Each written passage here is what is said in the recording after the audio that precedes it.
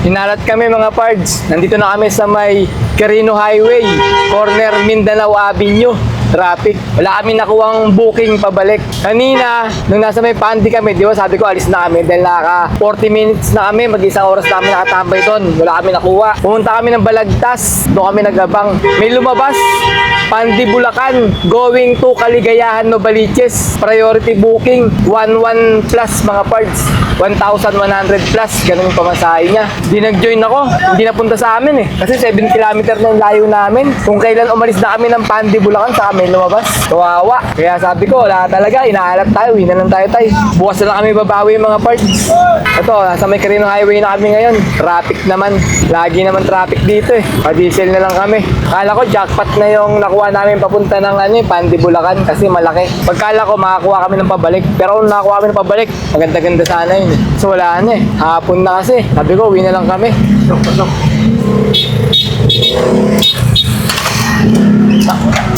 Ito mga pards, so nakasabay natin sila pards Joshua at si Dennis. Shoutout sa inyo ha.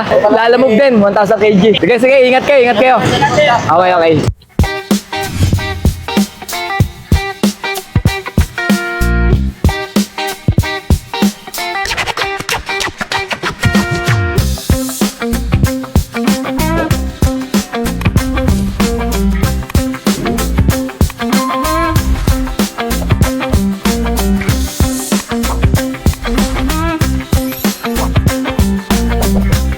Good day mga pards! Today is another booking day na naman tayo. February 19 ngayon, Thursday, 2026. Time check, 9:37 AM. First booking namin from Gulod, going to Gulod, malapitan lang. Sa halagang 282. Ang layo ng pickup location ay 700 meters lang. 1,000 kg to. Papunta na kami sa may pickup location. First booking mga pards, pickup tayo. Jollibee Porisil. Yung pickup natin mga pards.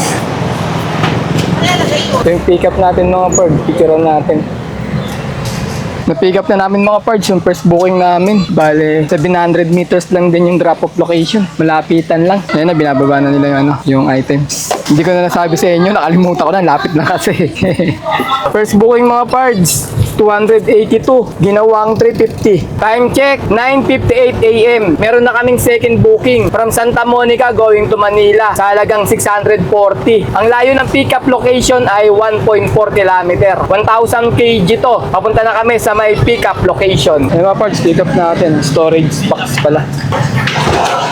Ito yung nakaraan na pinick up namin. Nabakli yun dito mga parts. Ito makapal tigas Yung nakaraan, isang ganun mo lang, bakli na eh. Ito makapal siya, tayo hindi mga bakli. Ito na mga parts, na-pick up na natin yung storage box. Tsuran natin. Yan. Okay, second booking, na-pick up na namin. Papunta na kami ng drop-off location. Ang layo ng drop-off location ay 21 kilometer. Alright, let's go! Kapag sobrang lamig din pala mga pards, nakakasunog din pala ng mukha. Kasi pag uwi ko ng bahay, ito, nagbalat-balat yung dito ko, tsaka yung dito ko. Tsaka yung ilong ko. Nagbabalat siya mga pards. Yung sa'yo, tay? Pangay. Gaspang din nasunog. Parang natulog. Nakakasunog pala yung mga pards. Pagka sobrang lamig yung panahon. Oo, ako nga din eh. Kinuskus ko nga ng kinuskus eh. Para matanggal yung mga nagbabalat-balat niya sa ilong, sa noo. Kaya hindi rin pala maganda pagka sobrang lamig mga pards. Dahil madali pa nasusunog yung mukha mo. Lalo na siguro sa sa mga Mount Everest. Pagka makyat ka doon.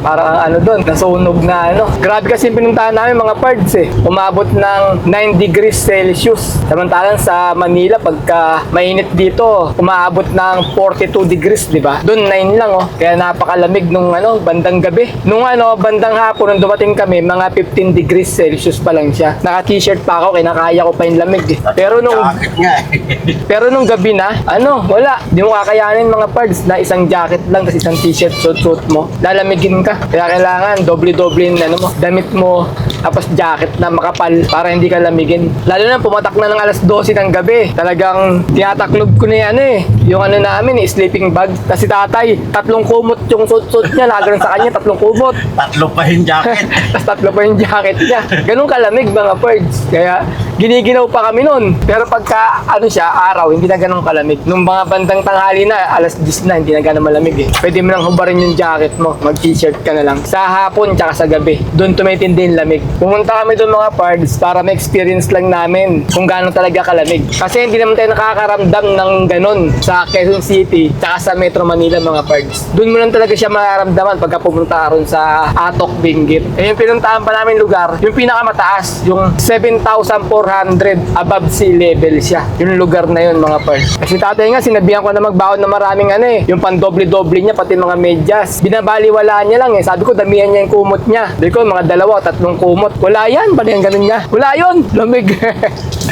Buti na lang, yung asawa ko, nagdala ng maraming kumot, 2 kumot. Nag-extra siya ng 2 kumot, tsaka yung ano nga, sleeping bag namin. Yun, ang nangyari, si tatay gumamit ng 2 kumot.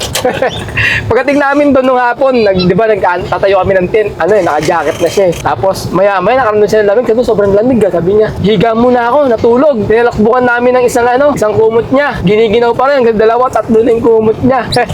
Ay ko, doble-doble mo yung damit mo, tsaya ano mo, jacket mo. Nilamig eh. Binaliwalaan niya yung sinabi ko sa kanya eh, bago umalis eh. Ay kami, ready kami mag-asawa dahil alam nga namin, nababalitaan namin sa Facebook eh, di ba? Pinapakita rin sa mga internet na nagyayelo na ngayong Atok, Benguet eh. Yung papunta ng Mount Olis eh. Noong January yon nagyayelo. Pero na ito, nung ano na, hindi yata eh. Kasi 9 degrees Celsius lang eh. Yung pinapakita nila, umaabot ng mga 2 degrees Celsius eh. Or 5 degrees Celsius, ganun. Kaya halos parang nagyayelo na yung mga namumuong tubig kunwari, tumitigas yun, nagiging yelo. Hindi naman siya umuulan ng snow kasi wala namang snow sa Pilipinas eh. Pero yung sobrang lamig niya, yung hamog niya na tubig, pinipris niya yun, nagiging yelo. Sarap lang mga pards kasi naka-experience tayo ng ganun. Nakapunta tayo ng Atok, Benguet para ma-experience kung gaano talaga kalamig doon. 11:58 mga pards, nandito na kami sa may Osmeña Highway. Marami nagsasabi sa akin, suspended daw ngayon yung Makati-Asbo. Ewan ko lang kung bakit. Pero, di pa rin tayo papakasiguro. Kasi mamaya, baka biglang bumalik. Mabulaga tayo dito. Osmeña Highway to mga pards. Pero, hindi 100% sigurado yun ha. May mga nagko-comment lang sa akin na ganun eh. Wala daw ngayon, sabi nila. Kasi nagpapabalik-balik daw sila, dumadaan daw dito. Kaya ang gagawin namin mga pards ay liliko kami dito. Kanan kami dito. Yan, kanan tayo dito. Para safe. Hindi, joke lang mga part. Dito na yung deliver namin, yung drop-off location namin. Along Arellano. Ibang number nung pupuntahan namin. Drop-off na tayo mga parts ng second booking. Baba lang tong mga mga box. May gulong pala yan, tay. Pwede mong ano yan. Yan. Yung dati, di ba, nababali, nakaraan dito, pag hinawakan mo dito. Wala naman kanipis ito, tipo. Pag ginanon mo na, crack, sira. Kaya tawakan mo dyan. Habang break time pa, baba kami ng Binondo. Doon kami maghahanap ng pang third booking namin. Pero bago kami maghanap, kakain muna kami ng tatay. Kasi tanghalian na rin eh, nagugutom na kami. Hanap na kami ng paparadaan doon sa may Binondo. Kakain, tapos saka maghahanap ng pang third booking. Alright? Ito na kayo mga parts sa may Binondo, Tomas Mapua. Kain muna kami ng tanghalian. Ito yung ulam namin for today. Ay, ano to tay? Dakdakan o sisig? Sisig. Pagkatapos, ito ay, ano to tay? Adobo ba yan? Bistik. Bistik, Baka yan. kanin. Ito yung budget meal namin na pagkain, tuwing tanghalian. Babaon kami ng kanin mga pards. Tapos bumibili kami ng ulam sa labas. Magkano ulam natin tay? Ayan, medyo mahal ngayon yan. Mahal to, order mo. Magkano to? Ano? 140, 40. 70 isa. Pwede na, 140 lang. Oo. Pwede, baka naman. Sarap. Medyo mahal. Beef steak. Baka yan. Sarap mga pards. Pampa-high blood do mga ulam namin eh. Mahilig si tatay sa mga pampa-high blood eh. Pero low blood naman kami dalawa kaya ito yung pagkain namin lagi, pampa-high blood.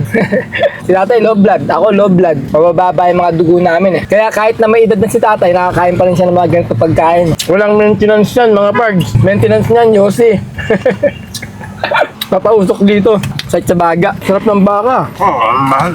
Time check tayo.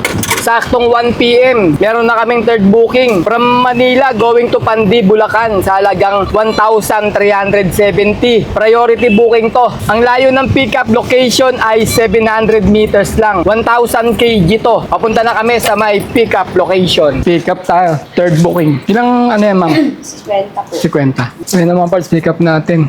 50 ang balde. Picture. Okay. Okay, na-pick up na namin yung pangatlong booking namin. Papunta na kami ng drop-off location. Ang layo ng drop-off location ay 45 km. Alright, let's go! Isang big time muna yung kinuha namin mga birds kasi papansin ko puro gurami yung mga nakukuha namin booking eh. Pero ito, isang diretsuan lang kasi priority. Hindi na natin pwedeng sabayan mga birds. Pero ayos lang, 1,370 naman to eh. Siguro, baka pabalik, baka kuha pa kami kasi Pandibulacan lang naman to. Kaya dito kami dumaan mga birds sa may Rizal Avenue. Patagos kami ng C3. Pagkatapos, pagdating namin sa may C3 mga birds, aakyat naman kami doon ng Smart Connect. Patagos na ng ano yun, ng NLEX. Tapos labas tayo ng Balagtas exit. Doon tayo mag-exit. Patagos tayo ng Balagtas Bypass Road. Tapos mga ilang kilometro lang doon, kakanan tayo papunta ng Pandibulacan. Ganun lang kadali yung pupuntahan namin mga birds. Ganun kadali ikwento. Pero grado, matraffic to ngayon dyan sa may Rizal Avenue. Tignan natin kung may mga traffic na madadaanan dyan. Pero yung NLEX mga birds, tuloy-tuloy na yun. Kasi maganda yung NLEX yan eh. Parang nakita ko sa may map namin, oh, maluwag. Kaya mabilis tayo makapag-deliver papuntang Pandi. Magiging problema lang natin yung pabalik. Kung makakuha agad tayo ng booking pabalik ng Metro Manila o Quezon City, ganyan. Ang dami ngayon mga birds, panay reklamo o iyak sa mga social media ngayon. Huwag kayo lagi nagbabasa-basa sa mga ganun. Basta kung ano lang meron tayo mga birds, pagtyagaan lang natin. Kung mababa yung booking natin ngayon, ganun talaga. Pagtyagaan natin. Meron naman eh, pagka bumiyahe ka, may mauwi ka pa naman kahit papaan. Kung ano lang meron tayo, matuto tayong pagtyagaan lang mga birds. Tyaga-tyaga lang naman ang kailangan dito eh, para kumita. Hintay-hintay tayo na lumakas yung booking nila na move. Kaya sinasabi nila mababa mga birds, wala kasing mga dagdag pamasahe ngayon dahil konti nga ng booking nila mo. Puro saktuan na lang. Depende na lang sa customer kung dadagdagan nila o gagawin priority booking katulad nito. Siguro sa panahon ngayon, diskarte na lang talaga. Kung may pagkakataon makapag double booking, tapos haba-habaan natin yung oras natin, di ba? Para gumanda-ganda yung kikitain natin sa isang araw. Kasi kami ni tatay, maaga kami nauuwi dahil nga may mga laad kami minsan, ganyan. Tulad nga nito, di ba? Pumunta kami ng ng Atok Benguet. Kaya nagbanjing-banjing kami ng biyahe ni tatay. Dahil mahirap din pumunta doon mga pards, nakakapagod din eh. Kaya nga si tatay ngayon, no, antok-antok eh. Lagi naiiglip. Parang may jet lag pa siya sa biyahe namin. Pero enjoy niya naman yung klima dun sa sa Atok Benguet. Talagang nilamig talaga siya, nangatog talaga si tatay. Dahil 3 kumot yung ginamit niya. Atok ako doon. Nangatog oh. Exit na tayo mga pards ng Balagtas. NLEX to eh. Pa-exit na kami ng Balagtas. Bale paglabas ng expressway, ayan na yung Balagtas Bypass Road. So mukhang mahaba yung pila sa Tolpi ah. Nakikita ko sa map, pula eh. Laging mahaba yung pila rito eh. Kasi mga papuntang Nueva Ecija, puntang Cabanatuan, dito na dumadaan eh, mas mabilis eh. Ayun, ang haba. Dito yung cast lane. Cast lane kami mga pards eh. Ang haba ng pila. 2:53 ng hapon mga pards. Dito na kami sa may Balagtas Bypass Road. Itong kalsada to parang expressway din mga pards eh. Maluwag. Pero 2-way lang, kabilaan. Hindi siya salubungan. Ayos din tumaan dito papuntang Nueva Ecija at Cabanatuan. Ito mga pards, pagtapos ng Balagtas Bypass Road, kakanan tayo dito papasok ng Pandibulacan. Ito yung kanto ng papasok ng Pandi. Ano ba to? Ayan. Bustos Pandi Road. Bustos Pandi Road para to. Bustos Pandi Road. Ang deliver tayo dito Pandi. Ilang beses na. Wala tayo nakukuha pabalik kasi laging gabi na tayo deliver dito. Ngayon maaga pa. Mag-alas 3 pa lang mga parts. 2:58 PM. Makakuha pa kami ng booking pabalik. Maraming booking dito pagka maaga pa. Pandi. Marami nagpapadeliver dito eh. Pero ngayon wala pang tumutunog. Ibang lugar meron, mga Marilao, mga Malolos. Kanina tumutunog. Hindi ko na lang kinuha kasi malayo-layo rin sa atin yun. Maya matagalan tayo dito sa pag-deliver. Pandi, Bulacan! Pandi na tayo mga pards. Bali na lang. 3 kilometer na lang yung drop-off location namin. Fiesta dito mga pards. Binaanan namin. Puro 4. Yan, ang barangay Masagana. Parang fiesta ngayon dito. Daming banderita, sayo sa labas, Ito mga pards, may pinunta kami warehouse. Tinitimbang pa yung sasakyan. Okay na mga pards, balik na tayo. Tapos na timbangin. Drop off tayo mga pards, third booking. 3:30 na ng hapon. Baba lang natin tong pintura. Ma'am, ito po yung resibo, ma'am. Baba natin itong mga pards. Hindi tayo binigyan ng driver carry ng customer na to Wala ba? Wala. Walang buwat to. Kaya pala tinatawagan ko yung nag-book. Walang alam yung nag-book. Hindi raw siya yung nag-book. In-check kasi. Nakuha natin yung booking. In-check yung pinag-pick upan namin. Dapat yan kahit man lang... 80 pesos sana. Hindi, driver carry, 80 pesos. Pwede na. Kaso walang binigay. Bigat-bigat na ito. 20 kilo isang isang ganito. 40 minutes na mga pards na nag-aabang kami rito sa may Pandi, Bulacan. Mula nung na-drop namin yung pang third booking namin. Wala pa kami nakukuha eh. May mga lumalabas, malalayo yung mga drop-off eh. May mga Kabuyaw, Las Piñas, meron Tanay. Kaso di tayo papunta ron. Masyadong malayo na yun. Nahirapan na tayo pa uwi.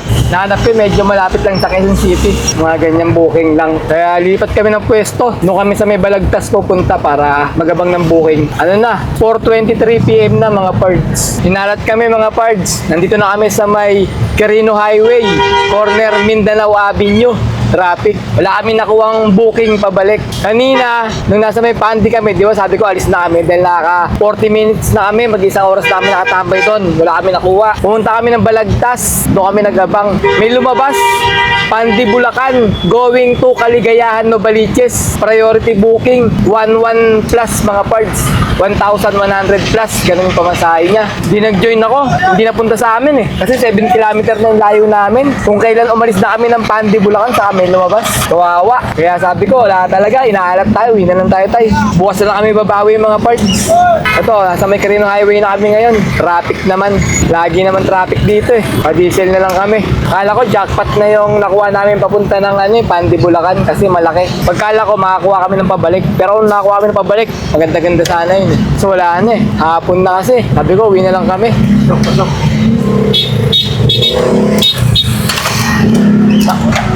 Ito mga pards, so nakasabay natin sila pards Joshua at saka si Dennis. Shoutout sa inyo ha.